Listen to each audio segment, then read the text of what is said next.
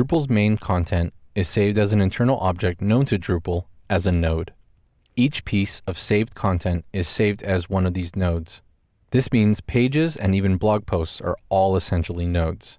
We will need a few nodes in our database to theme around, so I will prepare some content nodes, both page and blog types. Starting from my administration screen, we need to visit the Create Content screen, and that's available on the left side of a standard Drupal site in the navigation menu.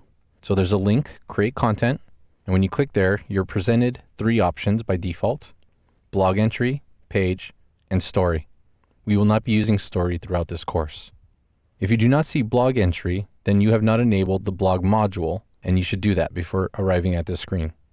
I will start out by creating some blog posts.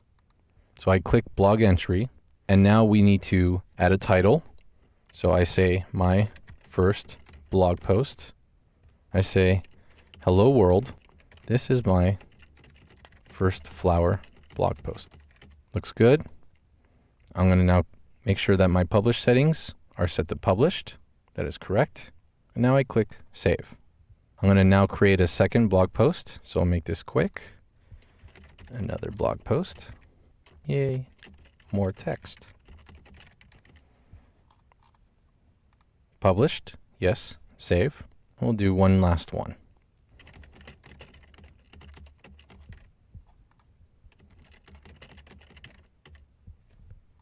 So just like the others, we make sure that they're published and we click save.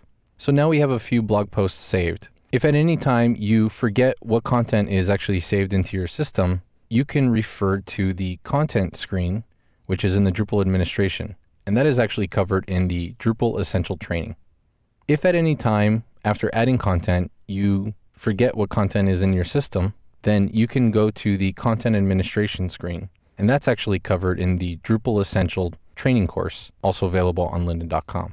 So now that my blog posts are set up, we need a couple pages that will be critical to the site. So let's go and add those. Going back to the Create Content link, we're now going to add some page node types. So click Page, and just like blog posts, they both require a title and will probably have a body. So I'm going to add two pages. The first will be the About Us page. And this will be actually a little bit different because we're going to add some menu settings to these pages. So we're going to open menu settings. The menu title will be About Us. We're going to leave all the other settings as they are. In the body, I have some text in the exercise files. So let's go get those. In exercise files, chapter 2, there is some text. So we're going to grab the About text. We're going to copy all, go back to our Drupal site, and we're going to paste it into the body area. Looks good. We'll go down. We're going to now also expose the URL path settings. And we're going to say the URL for this node, for this page, is going to be about. Then we make sure that we publish.